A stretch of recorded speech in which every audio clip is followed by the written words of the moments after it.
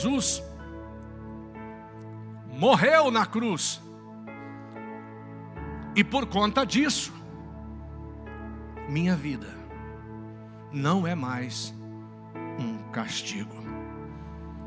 As nossas duas ministrações desses 2 domingos serão uma grande viagem, uma viagem de resgate. Hoje eu vou falar da sua vinda à terra, e domingo que vem falaremos da sua volta ao Pai. Ele veio da glória ao pó, para que pessoas como nós pudessem ir do pó à glória.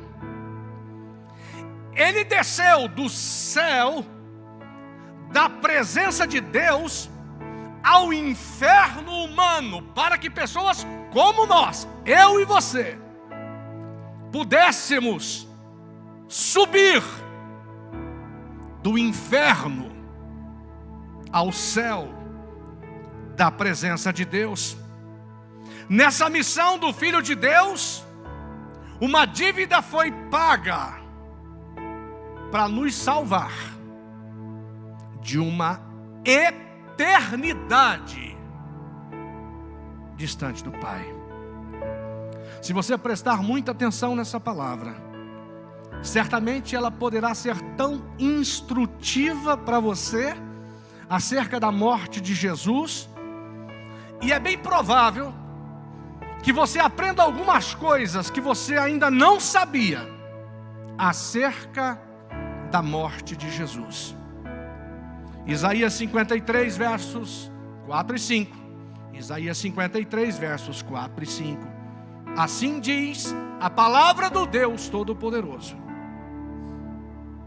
certamente Ele tomou sobre si as nossas enfermidades, e sobre si levou as nossas doenças.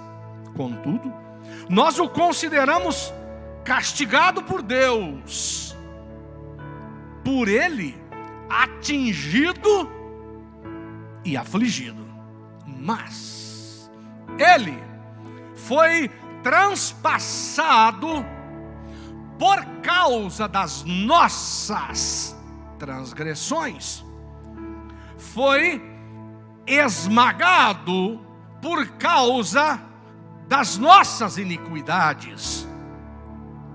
O castigo, guarde isto, o castigo que nos traz a paz estava sobre Ele, e pelas suas feridas nós fomos curados. No Império Romano, o método normal de execução dos condenados era a crucificação. Assim se executava um condenado no Império Romano: crucificação. E a história dá conta de que centenas, milhares de pessoas foram executadas com essa morte dolorosa e terrivelmente humilhante. Mas existe na história apenas um homem, guarde isto. Existe na história apenas um homem que foi morto dessa forma, crucificação, cuja morte é celebrada mundialmente todos os anos. Estamos falando de Jesus de Nazaré. Essa morte não é uma morte comum, ela tem um valor espiritual e de proporções eternas. Sabe por quê? Esse condenado morreu sem nenhum pecado. Esse condenado morreu em lugar dos pecadores. Estou falando de mim aqui, eu e você. Os soldados romanos eram acostumados àquele tipo de trabalho de execução de condenados. Eles faziam isso muitas vezes, inclusive, no dia em que Jesus foi executado, tinham mais 2 homens, um cada lado de Jesus. Então essa era uma atividade relativamente comum para os soldados romanos. Mas um deles, depois dessa atividade nada comum, da crucificação desse condenado sem pecado, um deles disse assim: verdadeiramente, este era o Filho de Deus. E acima da sua cabeça, lá na cruz, colocaram uma pequena placa com a exposição da sua acusação. O seu crime foi escrito numa placa, o seu crime. E essa placa foi fixada acima da sua cabeça na cruz. Mateus 27:37 diz assim: e por cima da sua cabeça puseram escrita a sua acusação. E a acusação é esta: este é Jesus, o Rei dos judeus. Essa foi a sua acusação. Bom, dentre as poucas palavras ditas por Jesus na cruz, uma frase se destaca.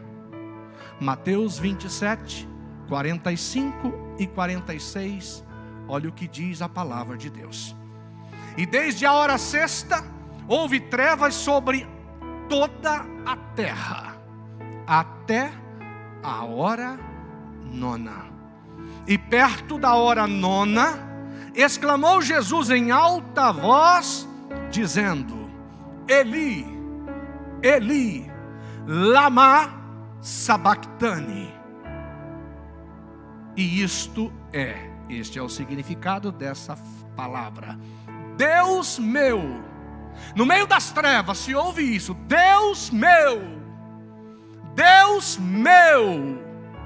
por que me desamparaste? Por que me abandonaste?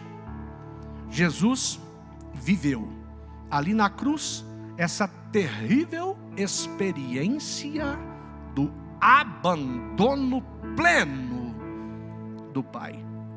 Precisamos entender que Jesus por si mesmo não tinha nenhum pecado, mas Ele estava assumindo ali na cruz o pecado da humanidade. Ele estava assumindo na cruz o pecado de cada geração, de cada coração arrependido. E Ele precisava ali na cruz suportar sobre si toda a ira de Deus sobre o pecado humano. E o castigo estabelecido desde o livro do Gênesis acerca do preço do pecado era este: a morte. Ele se torna ali, no alto daquela cruz dolorosa, o Cordeiro de Deus que tira o pecado do mundo. Jesus, ali na cruz, assumindo sobre si todo o pecado humano, Ele estava se tornando a coisa mais obscena, vergonhosa de toda a criação, porque todo pecado, todo erro, toda transgressão humana agora foi colocado sobre Ele. Toda maldade humana estava sobre Ele. Toda dívida humana com Deus estava sobre Ele. Então, quando Jesus se contorcia naquela cruz, sabe que hora era? Meio-dia. Quando Ele se contorcia, horas e horas naquela cruz, no calor do meio-dia, Ele não se contorcia apenas pela dor dos cravos, dos espinhos perfurando seu crânio, ou pela lança que lhe atravessava o corpo. Não. Ele se contorcia por uma dor muito maior que essa. Ele se contorcia por estar recebendo sobre si a punição do inferno e o completo abandono do Pai. Paulo disse em Gálatas 3: maldito, veja isso, maldito aquele que for pendurado no madeiro. No mesmo capítulo, no versículo 13, Paulo diz que Cristo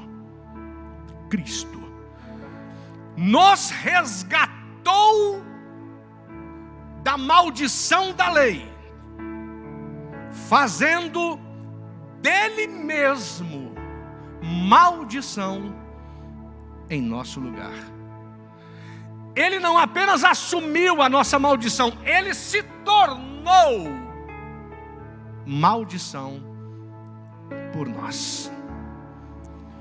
Você vai entender nessa noite um pouco mais sobre o sacrifício de Jesus na cruz.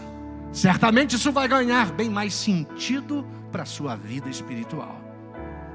Deus havia estabelecido lá em Deuteronômio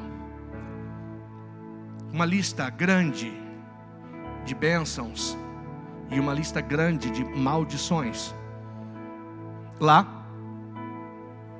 Deus então falava de pessoas abençoadas e de pessoas amaldiçoadas.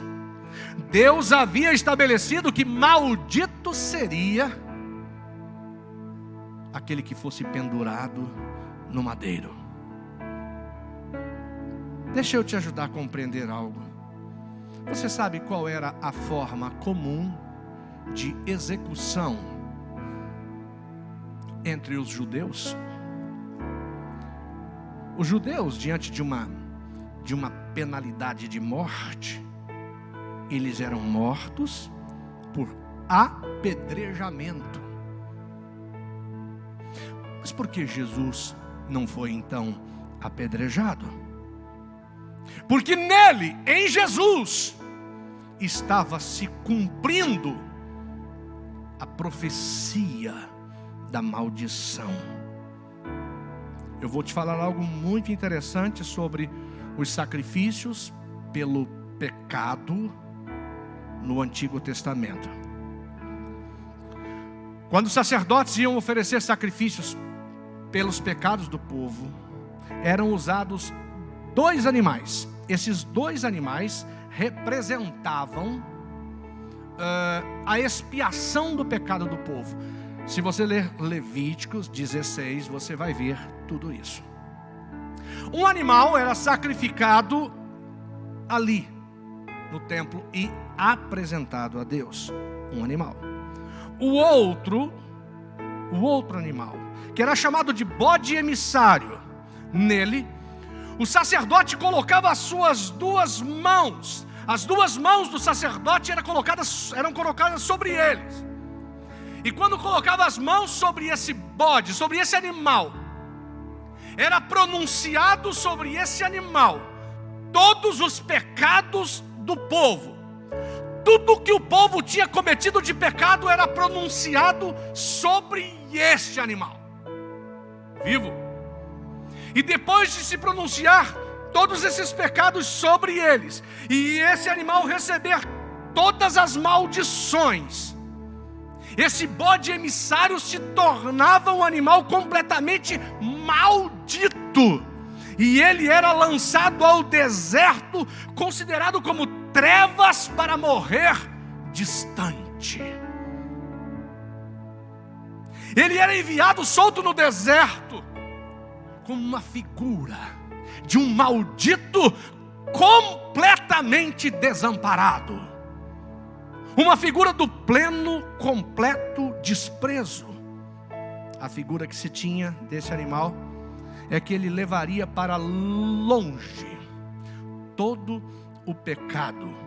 E ele morreria fora dessa terra. Morreria longe com os pecados que ele levava sobre si. Você sabia?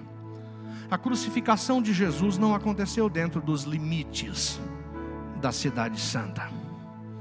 O Gólgota, onde Jesus foi crucificado, ficava fora dos muros de Jerusalém.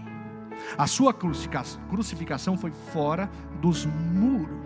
Ele foi posto para fora. Ele foi retirado para fora. E ele foi entregue aos gentios.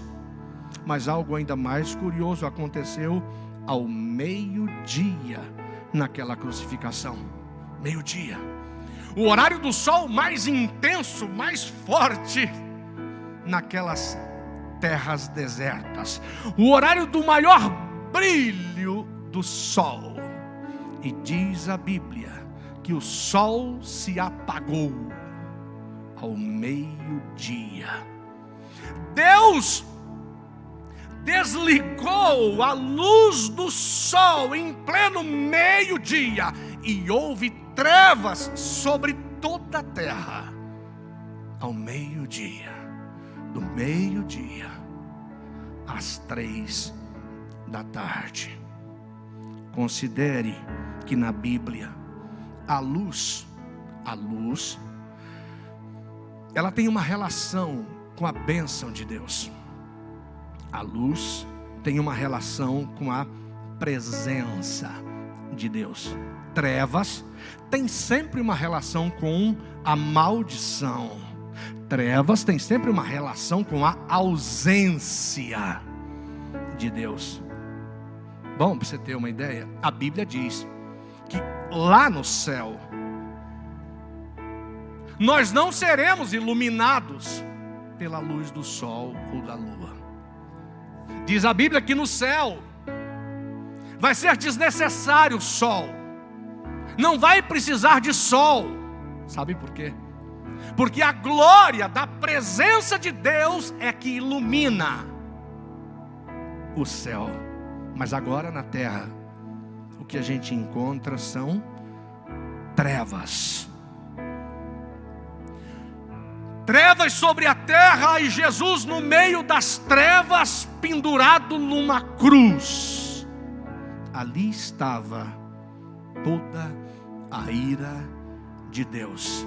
Ali estava o juízo de Deus sobre aquele que tinha assumido todo o pecado humano. E lembre-se, quem tinha assumido tudo isso era o próprio Filho de Deus. Ali estava ele sendo uma maldição no meio das trevas, por causa dos nossos pecados.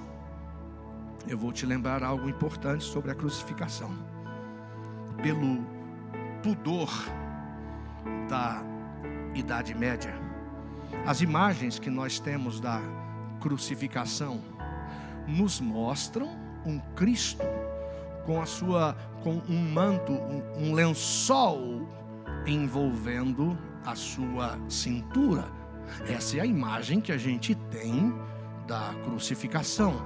Mas eu vou te lembrar, Jesus foi crucificado completamente nu, diante de uma multidão de todas as idades, diante inclusive de sua mãe.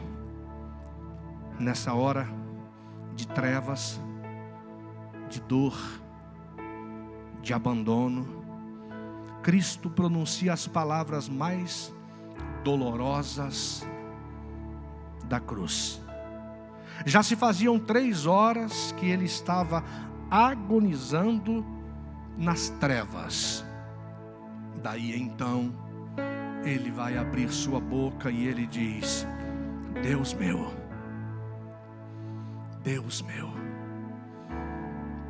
por que me desamparaste? Oh meu Deus, por que me abandonaste? Com certeza, essa foi a pior parte do sacrifício. As trevas da ausência de Deus. Jesus agora estava experimentando a plenitude plenitude do inferno. Deus havia dado as costas para ele, e ele estava entrando num inferno de trevas para se encontrar com a gente, para me buscar, para buscar você. No meio daquelas trevas, de repente, ele abre a boca novamente e declara: está consumado. Nas tuas mãos, ó Deus, eu entrego o meu espírito. Nesse momento, lá no templo, lembra que ele estava do lado de fora? Lembra que, como aquele animal maldito, ele estava expulso, ele estava do lado de fora. Mas enquanto ele morria do lado de fora, abandonado, do lado de dentro, lá no templo, lá no Santo dos Santos, o véu se rasga de alto a baixo. Houve um terremoto sobre a terra, pedras se partiram ao meio e o sol brilhou outra vez. Não pense que isso não tem nada a ver comigo e com você. Isso foi por mim e por você. O que isso tudo significa? O que isso tudo pode representar para mim e para você hoje e também no dia da nossa morte? É que a morte de Jesus tem o aspecto do resgate de alguém que se tornou cativo. E tinha um preço a ser pago que nenhum ser humano poderia pagar esse preço. E você precisa ser lembrado de algo: esse resgate não foi pago a Satanás. A morte de Jesus não foi um pagamento de resgate a Satanás. Essa dívida não era com o diabo. Essa dívida foi com o próprio Deus, com a justiça que Deus estabeleceu. Cristo não foi oferecido a Satanás na cruz. Na cruz ele foi oferecido a Deus. Essa morte é para atender à justiça de Deus. E é por isso que a gente canta aquela linda canção: pela cruz me chamou. Sabe que palco é este? Sabe qual foi o palco de Jesus? A cruz. Não tinham luzes coloridas, haviam trevas.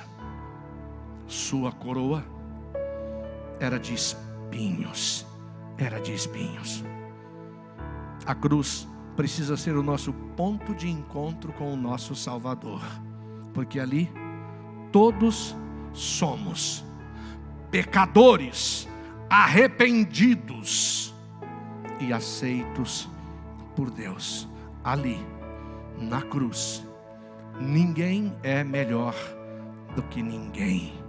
Se o seu encontro com Jesus não foi na cruz, se o seu encontro com Jesus não foi na cruz, você pode ser muita coisa nesse mundo, mas você ainda não é um filho de Deus. E a cruz não mostra a nossa beleza, mas a cruz mostra que somos amados por Deus. Desde a queda do homem pelo pecado, sempre pesou sobre ele um castigo. Essa conta, este castigo tem sido cobrado de tantas formas: pela falta da presença de Deus, pela ausência da bênção de Deus sobre a vida das pessoas, sobre tudo, com uma sentença de uma eternidade no inferno. Isso tudo faz parte da conta do castigo pelo pecado. E é por isso que tantas pessoas neste mundo vivem com essa sensação de que a vida é um castigo. Esta é uma sensação de tanta gente: minha vida é um castigo.